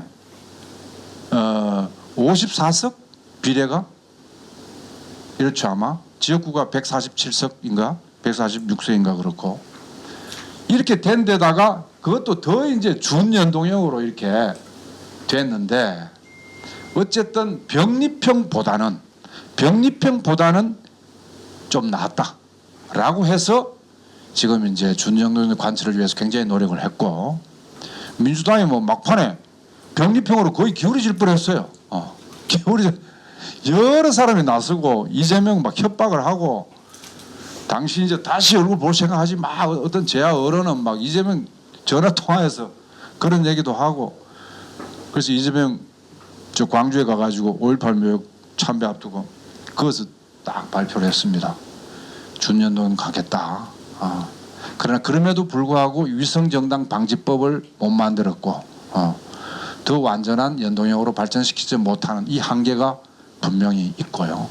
요번에 이제 이 뭐 조국혁신당 24% 얻고 진보당 3석 가져간 거 이 등등 이런 것들에 대해서 민주당도 열렬 민주당 쪽은 불만이 있어가지고 병립형으로 해야 된다. 민주당 찍을 사람 민주당 찍어야지 뭐 민주연합이니 뭐 헷갈리게 하지 말라고 또 목소리가 간단치 않아요. 그러나 이 정치개혁, 정치 이 관련법 이 부분은 아무리 그 자체가 좋아도 거기서 답이 나오는 건 아닙니다. 우리가 힘을 가져야 된다. 힘만 있으면은 좀 불리한 법제도에서도 너희 우리의 지위를 향상시킬 수가 있다. 그래서 이번에 이제 연합정치에 소중한 경험을 했다. 그래서 수모도 겪었다. 정말 민주당하고 이 거래하는 것이 간단치는 않습니다. 거기다 우리 내부가 말이야, 잘 통합이 안 되고 이렇게 해서 냉정한 정치적 역관계는 정말 냉정합니다. 예를 들면 초기에 타진할 때는 정의당이 진보당을 배제하고 진보당은 자기 입지를 확보하기 위해서 정의당을 폄하하고 이런 그 일들도 있었다니까요. 처음에 이 물밑 타진할 때는 그러면 안 되지. 그러면 이 진보대 연합당을 해서 정말 다 같이 살자라고 가야 된다. 우리가 진보 대연합을 하지 않는 한 이런 현상은 계속 생길 것 같아요. 그래서 차이를 인정하고 우리가 진보연합당은 반드시 전략적 차원에서 노력을 해야 된다 하는 생각이 들고 요번에 이제 유권자 운동은 이런 특징이 있었습니다. 과거에는 이제 참여연대라든가 환경연이라든가 여연 등등 해가지고 낙선 운동이 있었잖아요. 질의서를 보내요. 정책 질의서를. 그게 공표, 꼬표, 점수 매겨가지고 이 사람은 된다 안 된다 해서 언론에 발표하는 정도를 했거든요. 그러나 요번에는 직접 그 특정한 선거구에 가가지고 유권자가 직접 캠페인을 했습니다. 이게 좀 발전된 거죠. 나경원이는 어디 가가지고 집중적으로 홍보를 한다든지, 그래서 정책 협약도 했을 뿐만 아니라 대시민 캠페인 이런 걸 직접 하는 것이, 그리고 우리가 이 민중 직접 정치도 해야 되지만 일반 우리 시민들이 굉장히 창의력이 높다는 것을 이번에 봤습니다. 구호를 만들어 와라, 구호를 형상화를 어떻게 해라. 그럴 때 대파 사건 났을 때는 바로 비녀를 만들어 가지고 여성들 40, 50대 여성들 머리 딱 대포로 비녀를 딱 꽂아 가지고 나오는 거예요. 그 얼마나 참신합니까? 우리 운동 오래 한 사람들은 이 저 관성에 많이 젖어 있거든. 그런 창의력이 잘 안 나와요. 그래서 민중들한테 물어봐라. 뭐가 막힐 때는 민중들 시민들한테 물어보면 답이 나온다는 게 이번에 많이 확인이 됐고요. 그래서 굉장히 25cm 손피켓 이런 것도 누구든지 나가서 마음에 안 드는 후보 가서 하루 종일 걸어 다니면서 그냥 보여주는 거야. 그래서 우리가 당원만이 아니라 일반 시민들도 굉장히 했으면 좋겠다. 이번에 이제 민주노총은 총선 방침도 하나로 모아서 못 갔다는 점도 있지만은 민주노총 100만 조합원 중에 10분의 1만, 10만 명만 전국 각 지역에서 정책 캠페인을 창의적으로 했으면은 굉장히 위상이 높아졌을 겁니다. 거의 하지 않았습니다. 민주노총. 반성해야 된다 하는 생각이 좀 들고요. 자, 이제 윤석열이가 우리가 많이 도와주고 있습니다. 역대급 실정을 빠르게 지금 보여주고 있는데요. 크게 보면 네 가지로 나타나고 있습니다. 주권을 포기하고 있습니다. 강제징용 이 대리변제에다가 핵오염수 방류를 지원했고 뉴라이트 기관장을 골고루 잘 선임을 하고 있고, 그다음에 경충사에서 이제 일본 면제부를 주는 데다가 지금 전쟁에 이 앞장을 서는데 반국가 세력이라고 이제 몰아붙이면서 사회 곳곳에서 암약하고 있다고 당장 지금 압수수색들을 이런 분위기를 연출을 하더라고요. 그래서 이자는 정말 어떻게 된 사람인지 의심될 정도로 합리적 보수주의자들도 돌아서게 만드는 이런 일을 하고 있고, 민생파탈은 뭐 지금 세제에 있어서, 물가에 있어서, 임금 정책에 있어서, 노동자를 위한 법제도 개선에 있어서 거부권으로 양국관리법, 농민들의 절박한 요구도 거부했고, 다흑화 시대에 지금 중국 수출이 굉장히 줄어들고 있고요. 어제 기사 보니까 베트남이, 그다음에 베트남은 미국의 전략이 그랬습니다. 중국을 견제하기 위해서 베트남을, 전쟁까지 했던 베트남을 떼내기 위해서 베트남 미국하고 관계를 강화시켰어요. 거기에 베트남은 적당히 수긍했어. 중국도 이제 WTO에 가입을 하고 미 1국 패권주의, 신자유주의 세계화 시대 때는 중국이 미국의 고개를 숙이면서 자기 국가 발전을 도모했단 말이야. 자, 이 과정에서 베트남도 그게 정했는데 어제 딱 보니까 베트남 당 서기장이 중국을 방문하기 하루 전에 미 대사관을 딱 방문을 했어요. 베트남 주재 미 대사를 방문해서 요구 조건을 미국에 딱 내세우는 거야. 우리 베트남을 위해서 미국이 이렇게 해달라. 이렇게 안 해주면은 중국 가서 거래하겠다는 이런 얘기로 들리는 거예요, 저한테는. 드디어 베트남조차도 이 실리 균형 외교, 미중 간의 균형 실리 외교로 접근을 했습니다. 자, 이 말이 우리한테는 어떤 결과로 다가오냐 하면은 베트남 GDP의 16%를 삼성전자가 차지했어요. 삼성전자 스마트폰이 베트남 경제의 중추 역할을 하고 있습니다. 그런데 1위 자리가 지금 중국으로 뺏겼습니다. 드디어. 이건 무슨 말을 해주냐 하면은 베트남의 균형 실리 외교의 결과이고, 이제는 슬슬 베트남조차도 미중 간의 균형 외교로 갔어요. 그러면 베트남에서 삼성의 1위가 탈환되면은 그 다음에는 동남아 일带시장이 줄어든다는 얘기입니다. 다시 말해서 친미 친일 일변도 외교를 통해서 중국 시장 약화시키고 러시아 제재에 가담해가지고 러시아한테 보복을 당하고 에너지 등등 당하고 그다음에 미국 영향권에 있는 나라 빼고 나머지 반미, 비미 이 중립적인 나라 중동, 아프리카 일대 다 이제 밑보이면서 그 경제가 고스란히 우리한테 부담이 오는데 그나마 베트남하고 동남아는 아직도 좀 괜찮지 않아 했는데 드디어 도대체 이제 우리 경제 출路가 없어진다. 이게 바로 이제 지금 통상통화 기술산업 주권 상실로 가고 이게 바로 우리 민생 파트너로 올라가고 노동자 교섭력의 약화로 나타나고 굉장히 이게 지금 어렵게 됐습니다.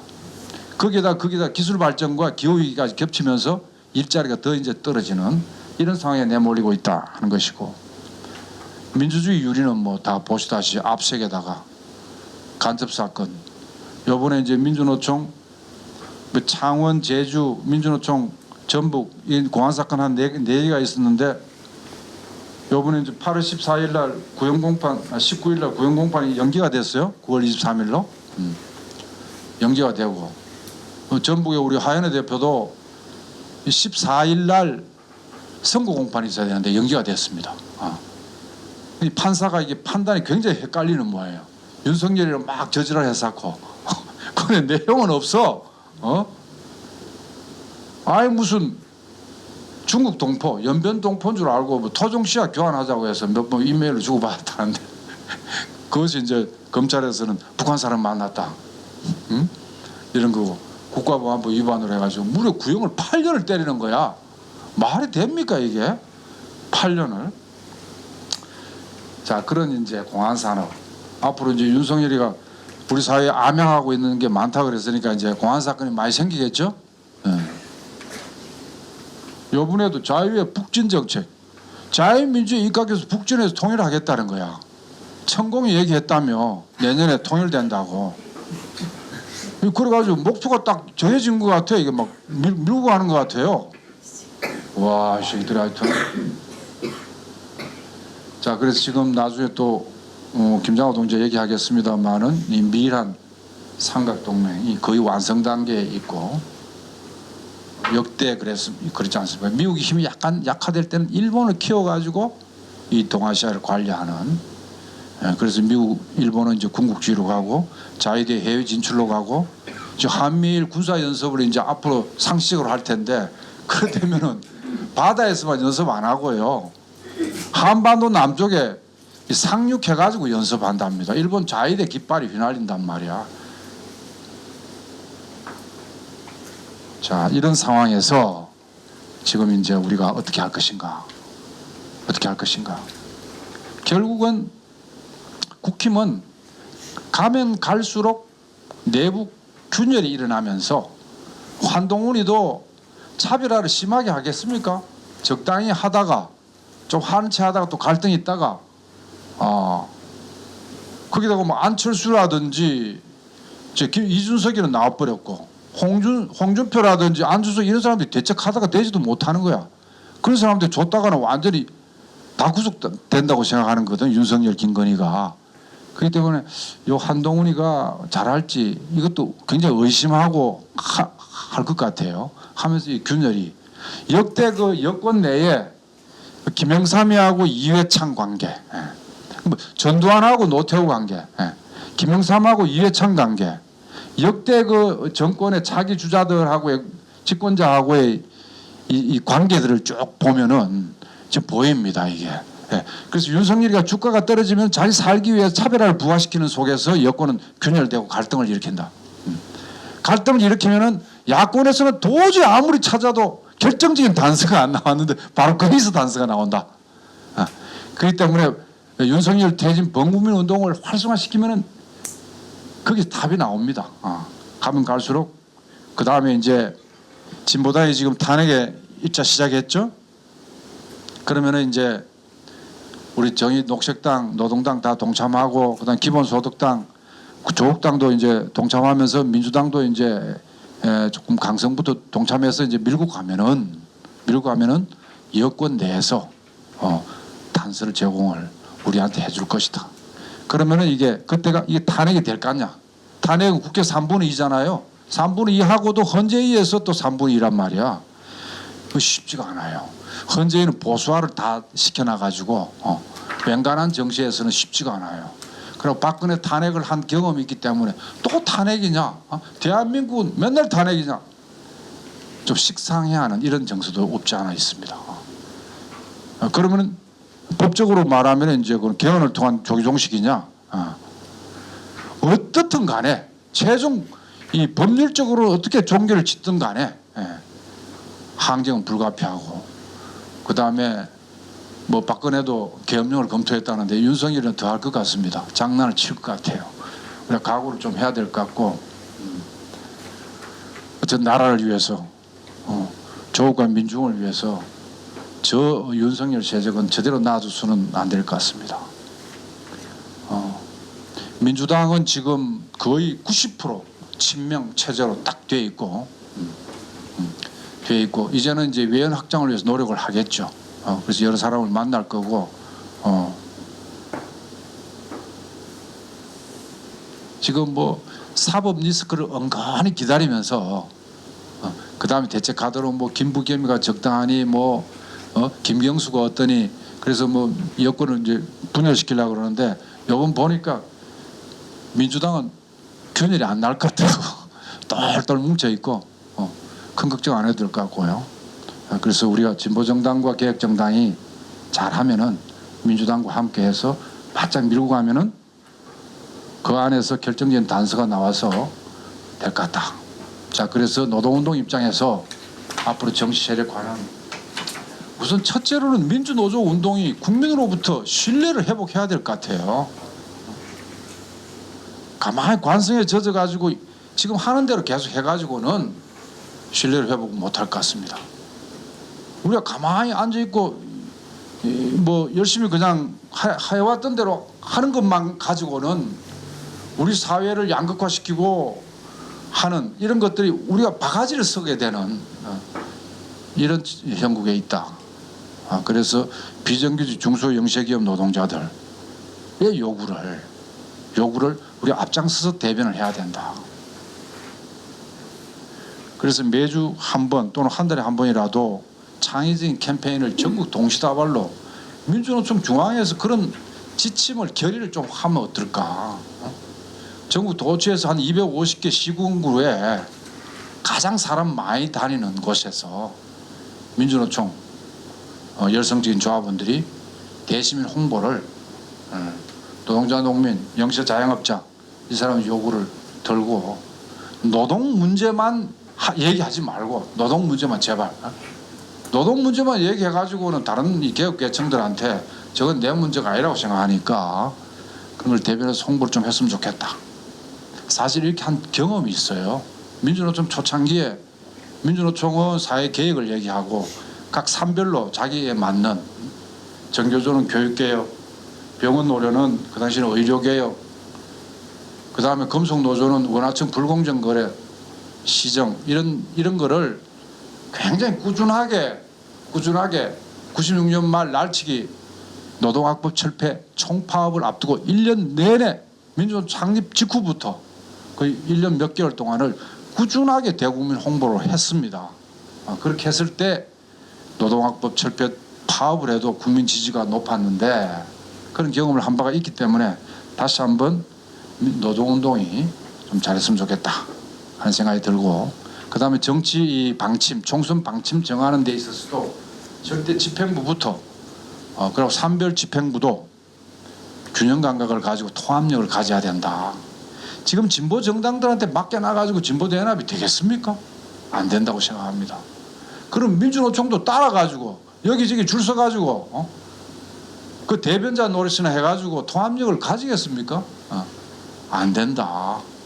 그렇기 때문에 통합력 있는 이런 정치적 활동, 뭐라 그럴까 리더십을 발휘해야 된다. 그러고 계룡산 저 속리산 가서 몇 날 며칠이라도 토론 많이 해야 된다. 토론해서 정말 토론할수록 좋은 거니까 그렇게 해서 정치 방침을 다시 한번 가다듬어 보자.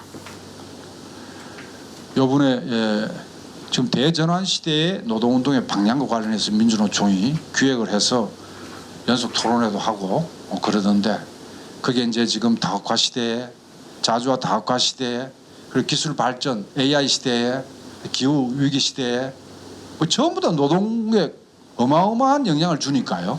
여기에 맞게 어떻게 할 것인가 고민을 하던데 이것도 사실은 노동자만이 아니라 노동자를 위한 정당에서도 이런 고민을 같이 해줘야 되거든요. 자, 그래서 우리가 이 탈미균형, 평화협력, 불평등 해소, 생태 위기 극복 이런 이 주테마를 중심으로 한 다양한 진보적 가치를 가지고 꾸준히 대국민 홍보하고 또 실천하고 이렇게 하는 것이 중요하고 지금 윤석열 퇴진한 다음에 어떻게 할 건데 여기에 대한 우리가 준비를 하고 거기에 대한 어떤 물음에도 답할 수 있는 우리 민주노총 조합원이 돼야 되기 때문에 그런 진보적이고 개혁적인 이런 정책 의제에 대해서 머리에 항상 숙지하고 있어야 된다는 거죠.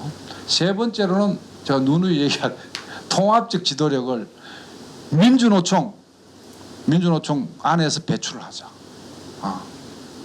배출하자는 거죠. 그래서 이 정파 조직에서 이 단련된 활동가들의 장점이 있고 대중 조직에서 단련된 인물의 장점이 있어요. 제가 오래 이렇게 운동을 하면서 보면은 이 정파 조직에서 단련된 활동가들은 규율이 있고 신념과 실천력이 있어요. 조직성이 있습니다. 그런데 타정파 사람들하고 토론하고 융합 단결하는 데서는 약해요. 왜냐하면 늘 그렇게 조직 생활을 해왔기 때문에. 그런데 민주노총 또는 전농, 특히 민주노총 복잡한 이 동네에서 노동자 운영하는 게 간단치 않거든. 늘 뭐 이견이 발생하고 속을 속이고 이러면 살아왔잖아요. 태열 동지 안 그래? 그게 이제 몸에 배어서 그러니까 웬간한 이 차이 가지고는 성질도 안 내요. 다 들어주고. 그래서 바로 이 대인조직, 이 진보적인 이 대인조직의 최고봉으로서 이 민주노총에서 인물이 나와야 된다. 이 진보 정치에 인물이 나와야 된다. 라고 저는 생각을 합니다. 그런 점에서 할 일이 많죠. 그런데 이렇게 생각해요. 아이고 뭐 내가 무슨 정치야. 난 노동조합 간부 좀 하다가 이제 말아야지. 이렇게 생각합니다. 그리고 퇴직하면 활동을 안 해요. 그러면서 제가 살고 있는 이 경기 중부 비정규센터라고 있는데 그 일부러 제가 기아자동차 위원장 출신을 대표하고 있습니다. 우리 하상수 동지라고 굉장히 훌륭한 기아자동차 전직 위원장 출신이고 퇴직해가지고 비정규센터의 대표를 맡고 그냥 이름만 대표 맡고 있는 게 아니라 굉장히 열심히 일주일에 2번씩 찾아가는 노동상담을 아까 AI 그 빌딩 앞에 가서 물티슈를 얹어가지고 소책자 나눠주고 있고 또 민주노총 경기중부 지부의장 정식화 동지라고 이 양반이 지금 이제 퇴직 이후인데 찾아가는 노동상담에 지금 열심히 하고 있는데 어쨌든 이런 식으로 전국 각 지역에 있는 퇴직을 임박했던 퇴직 이후든 아이고 할 만큼 했다. 민주노조운동 30년 할 만큼 했고 이제 지친다. 퇴직했으니까 이제 좀 쉬게 해달라고 하죠. 노동운동이 쉬는 게 어디 있어? 노동운동에 정년이 없습니다. 살아있는 한 끝까지 해야 돼요. 그래서 비정규직 센터에서 하든 아니면 민중공동행동에서 하든 저 자주평화연대에서 하든 자주연합준비원에서 오든 뭐든 간에 민주노총 출신들이 다 하나씩 맡아야 돼요.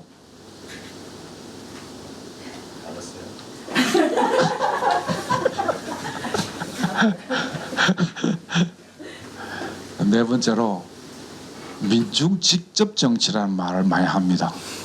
이 말은 정말 좋고 요번에 아까 유권자 운동도 굉장히 창의적인 시민들이 직접 선거마당에서 움직였다 그랬잖아요. 이 말을 진짜 배기로 실행을 해야 됩니다. 그러려면 민중운동에서 큰 사람들한테 공천도 좀 해줘야 돼요. 후보로 나오라고. 응? 그리고 당대표, 부대표, 지구당 위원장도 그런 사람을 좀 맡겨봐야 됩니다. 조금 부족한 측면이 눈에 보이더라도. 근데 다 정파 출신들이 후보는 다 가져가 버리고 될 만한 데는 이런 건 직접 정치가 아니죠. 이 점을 우리가 유의해야 된다 하는 생각이 듭니다. 자, 그래서 지금 지역과 현장의 이 준비 정도에 맞는 여러 가지 훈련 프로그램을 가동하자.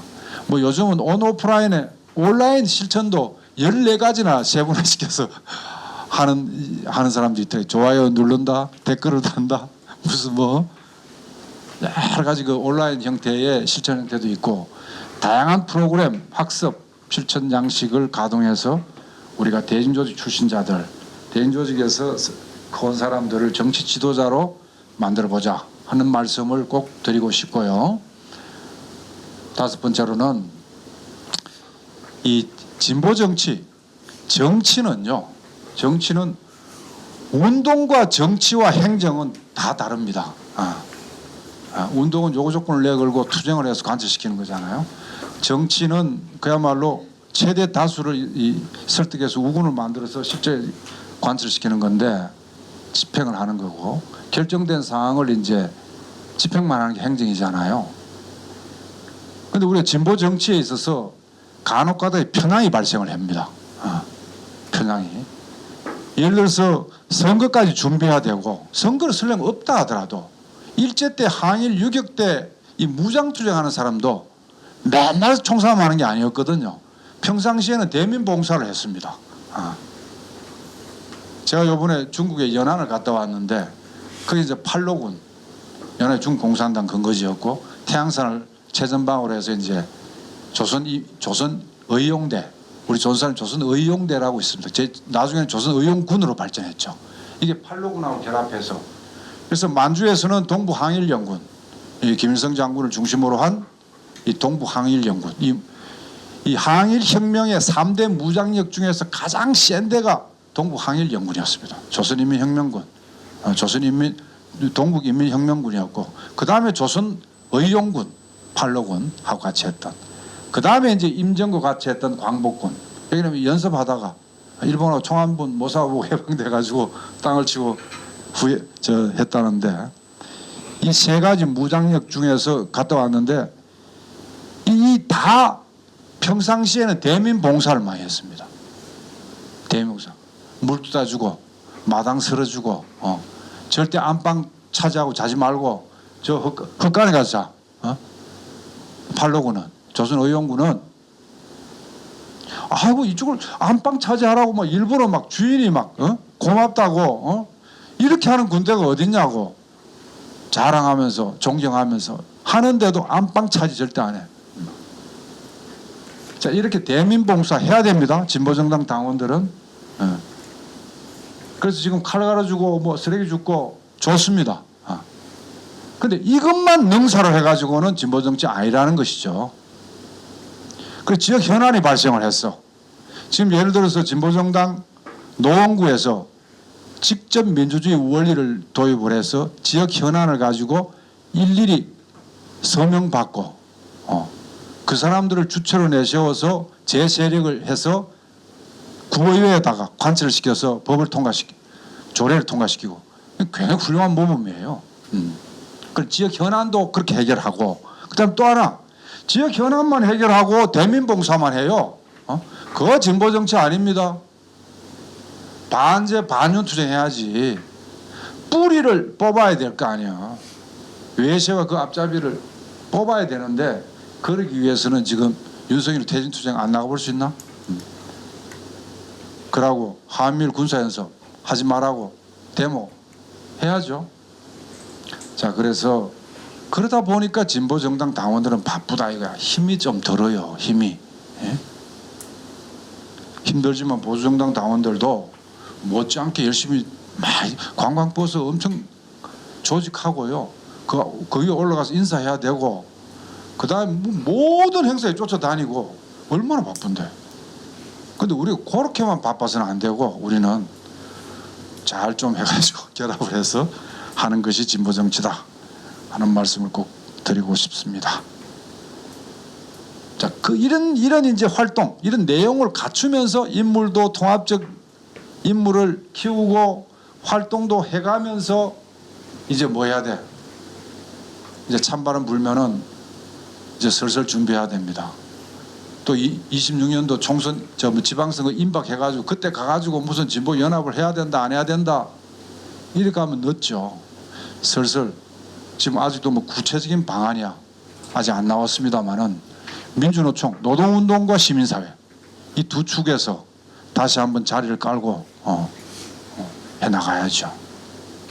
이걸 한사코 거부하면 놔두고 동의되는 세력부터 이렇게 해야 되고 이렇게 하는 데 있어서 의석세석 가진 진보당의 태도가 매우 중요하다 하는 말씀을 꼭 드리고 싶습니다. 여기 진보당 당원들 계시죠? 그 지도부한테 얘기하세요. 우리 자세가 굉장히 중요하답니다.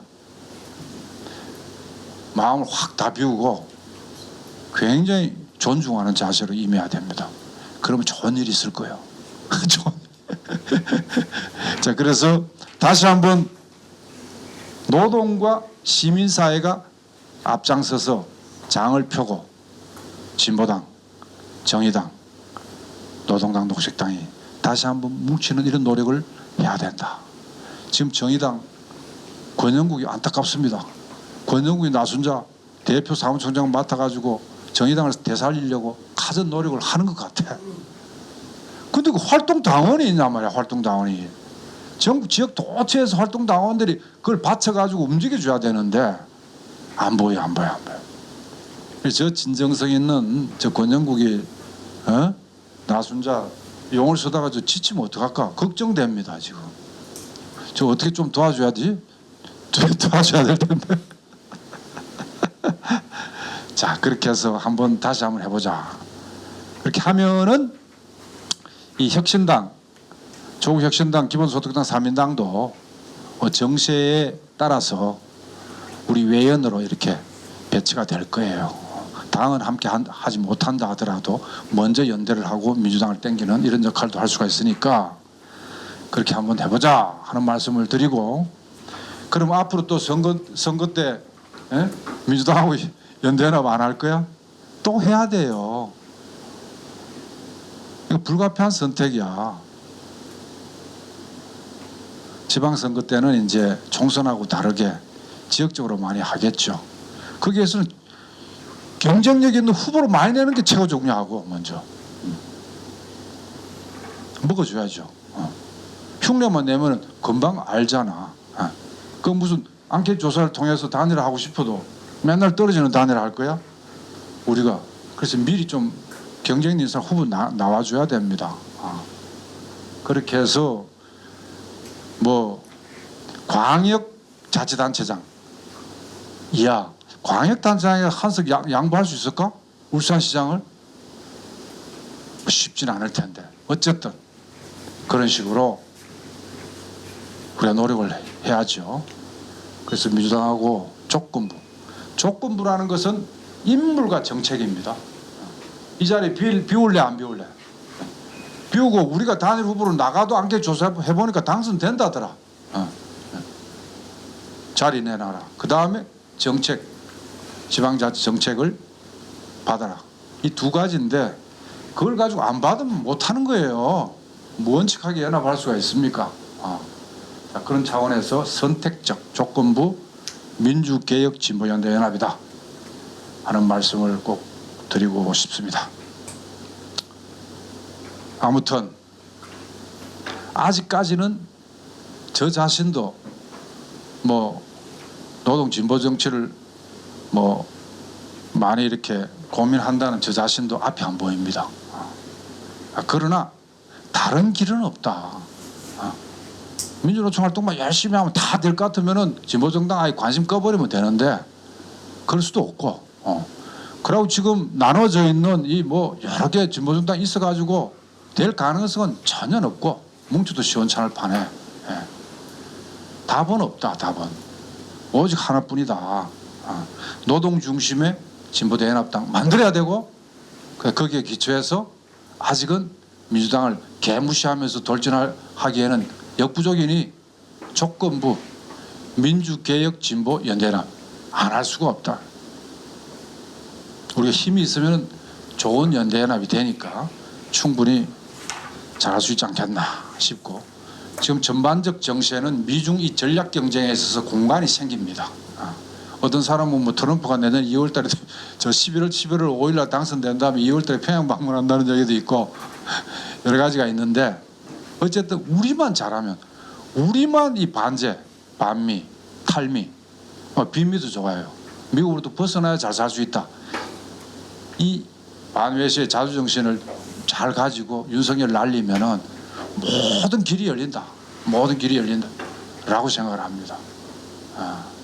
미국 일극 패권주의가 끝나면은 뭐 중국이 패권할 것 같아요. 앞으로 다국합니다.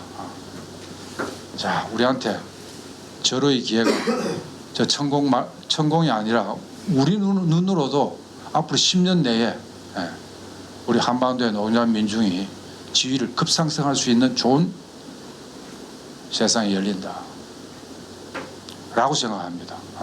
힘냅시다. 동지들 힘냅시다. 제가 오늘 발제 여기서 마치겠습니다.